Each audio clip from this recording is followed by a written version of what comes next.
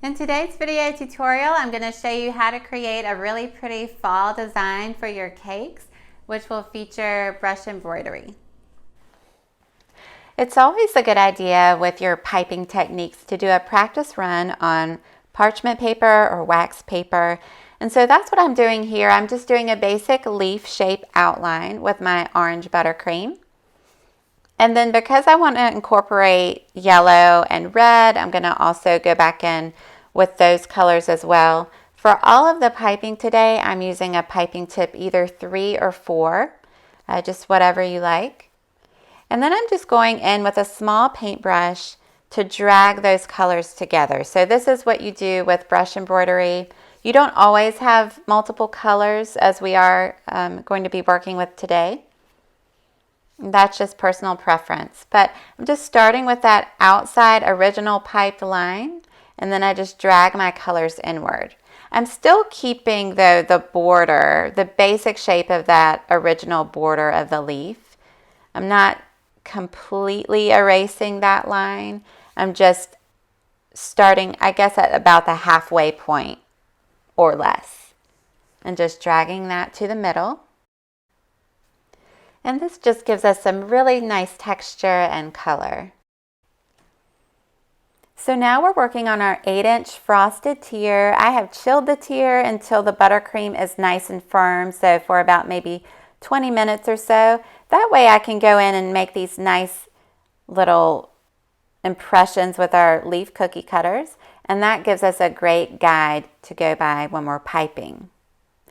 So for the piping, just as we did with the parchment paper, I'm going in with my piping tip 3, just a small round tip 3 or 4 will be great. And for this particular leaf, I'm starting with yellow and then filling in here and there with maybe a red outline or orange outline. And I change things up from leaf to leaf, but I am always using those 3 colors for this project today.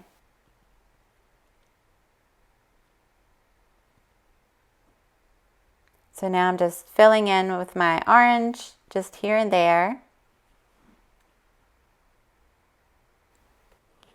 And now I'm just going in with my small paintbrush, just as I did before, and just dragging those colors from the outside towards the center.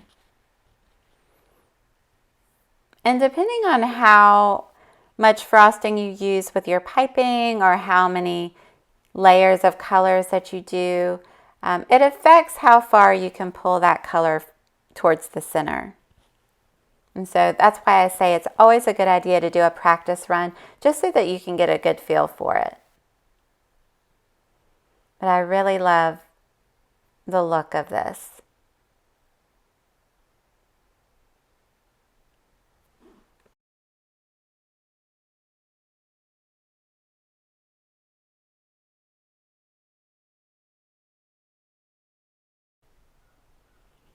Okay, and so you'll just continue pulling that color towards the center until you're happy with the look. I wanted to mention too, you can see on my previous leaves, I piped a stem down the center, but I decided for the rest of them, I wanted to try a different technique. So I am just going to drag my paintbrush right through the middle of the leaf, and I'm just going to go with an impression for that center line instead. So that's completely up to you. It also depends on how soft your buttercream is. I thought when I started this project that I was going to have to work with firm buttercream the entire time. That was great for making our impressions, but I found that I didn't necessarily need for the buttercream to be completely firm for my brush embroidery. So that probably boils down to personal preference too, but I was able to just pull those colors together softly enough that I didn't create a lot of unwanted impressions. Okay, and I've sped up the video just a little bit for this next leaf, but as you can see, same technique. This time I just used orange and red. And if you don't want that much color, you can just use the basic outline of the leaf and just pull that color in. You don't have to do the rows of colors like I'm doing today. And then that center impression. And I'm just going to continue the technique all the way around the cake. I also think this would be a really nice technique to use just for an accent here and there if you have a fall themed cake that you want to try. So it's up to you. It's not a difficult technique if you're comfortable with piping, but it does take a little while, especially if you're working your way all the way around.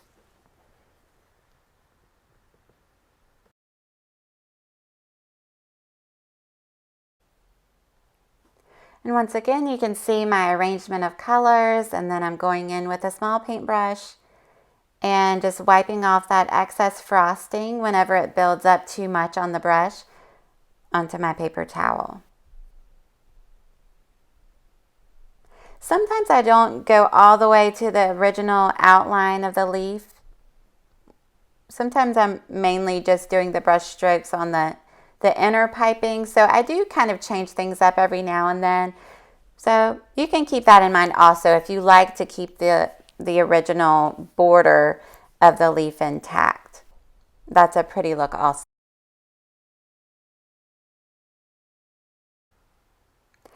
I'm also doing a freehand leaf here and there, and this is great for anyone who maybe doesn't have any leaf cookie cutters on hand, or you don't want to go out and buy any.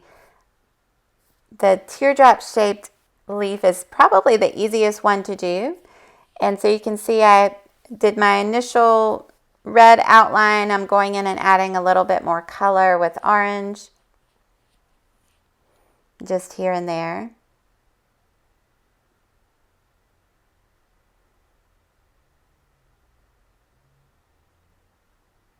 And then once again, just dragging that towards the center. So you can see there's a lot of repetition, but each leaf turns out a little bit differently depending on how you arrange the colors. So I think it keeps it really interesting all the way around.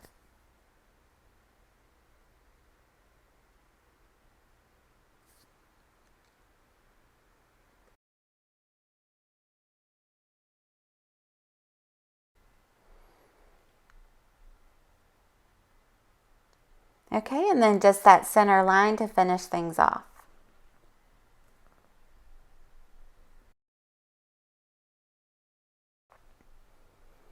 Okay, and here's just a quick little sped up version of the process once again.